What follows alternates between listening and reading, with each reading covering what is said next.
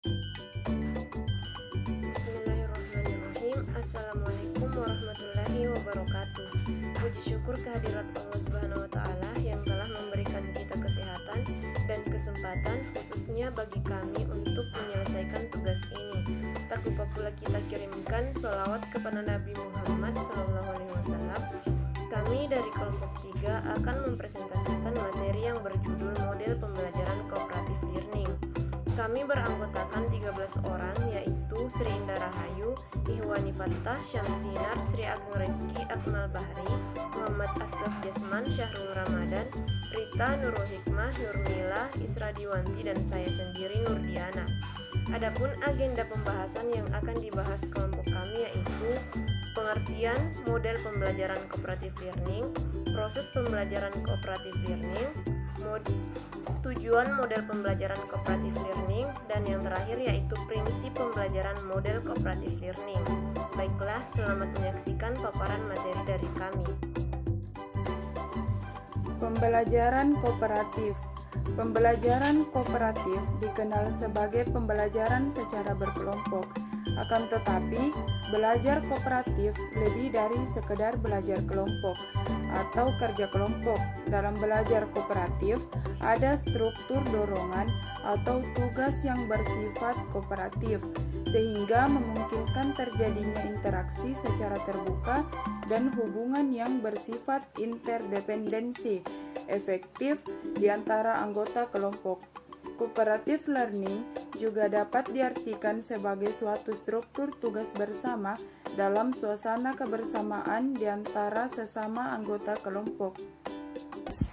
Definisi kooperatif yaitu merupakan model pembelajaran yang menggunakan sistem pengelompokan atau tim kecil, yaitu antara 4-6 orang yang mempunyai latar belakang kemampuan akademik.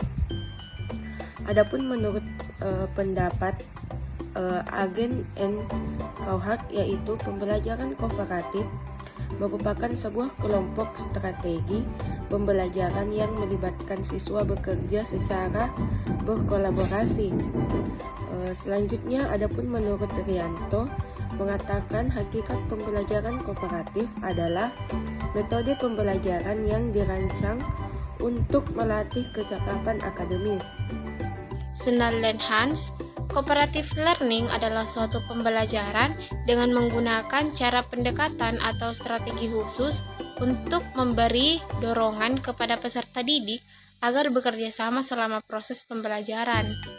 Menurut Tukiran Tanireja di KK 2011, pembelajaran cooperative learning merupakan sistem pembelajaran yang memberi kesempatan kepada siswa untuk bekerja sama dengan sesama siswa dalam tugas-tugas terstruktur. Menurut Arendt 1997 memandang bahwa model pembelajaran kooperatif menyediakan suatu kerangka bagi guru untuk dapat membantu kepentingan pengembangan pembelajaran dan tujuan hubungan manusia. Menurut Stahl 1999 mengatakan bahwa pembelajaran kooperatif terjadi suatu aktivitas kelompok. Semua anggota kelompok dapat bekerja sama untuk menyelesaikan tugas-tugas mereka. Baik, selanjutnya yaitu kooperatif.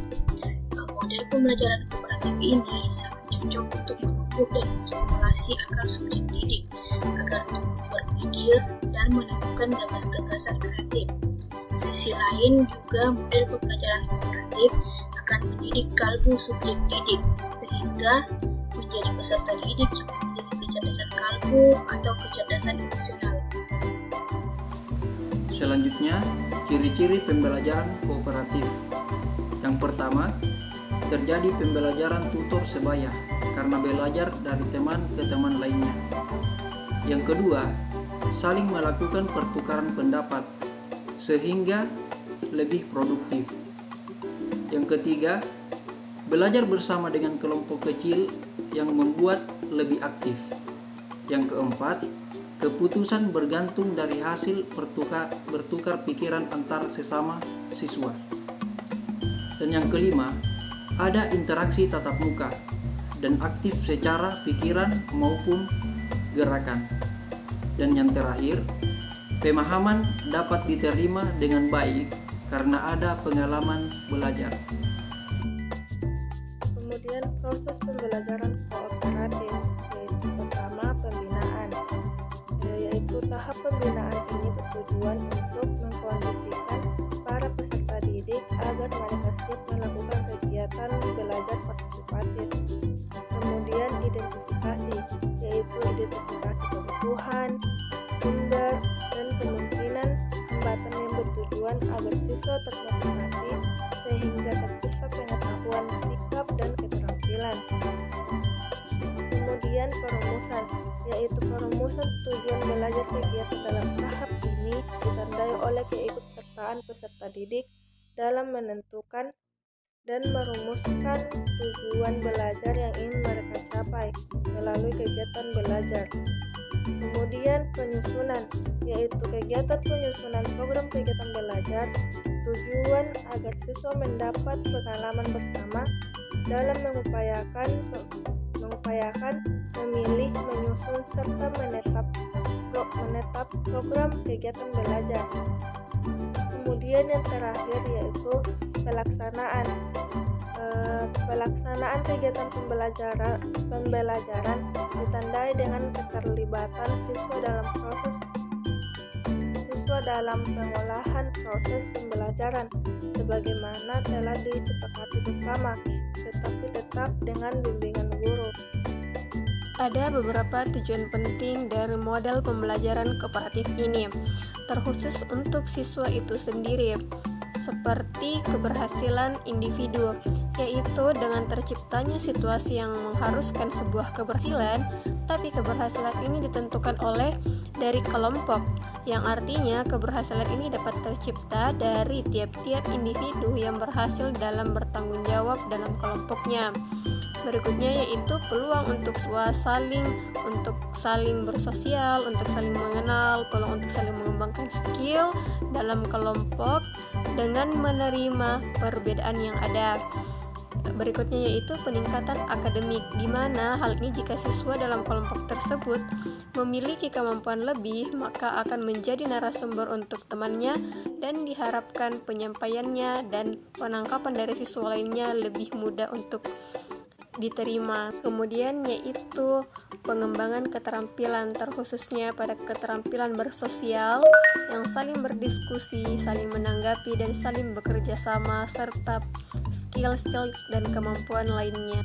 Selanjutnya yaitu model evaluasi kooperatif. Yang pertama yaitu evaluasi kooperatif learning.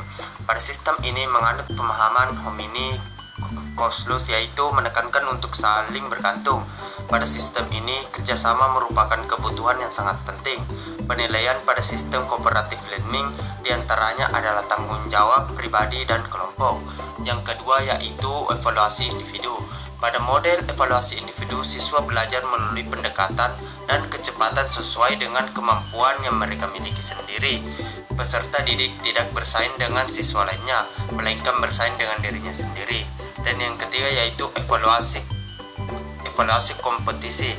Dengan menggunakan sistem ini, maka sudah jelas akan menanamkan jiwa kooperatif antar siswa, karena siswa dipacu untuk menjadi lebih baik dari teman-teman di kelasnya.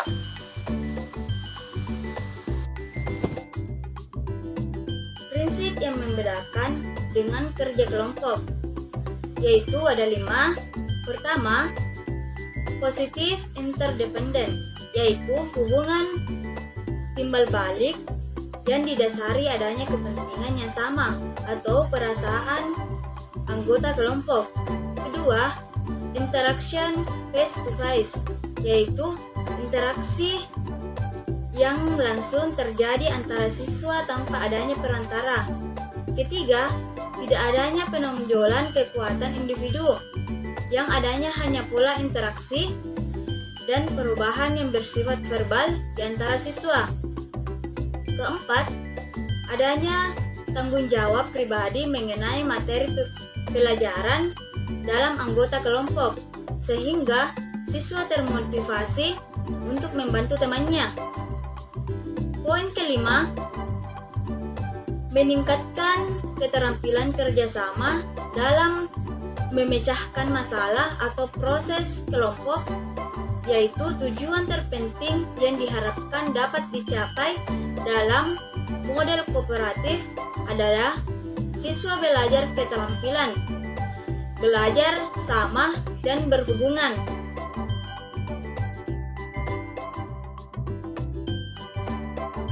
Prinsip dasar.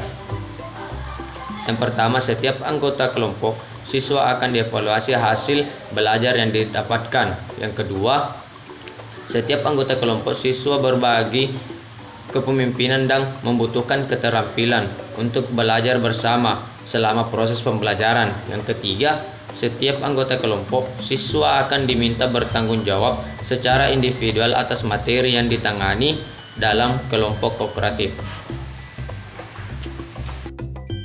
Baiklah, itulah tadi paparan materi dari kelompok kami. Lebih dan kurangnya mohon dimaafkan.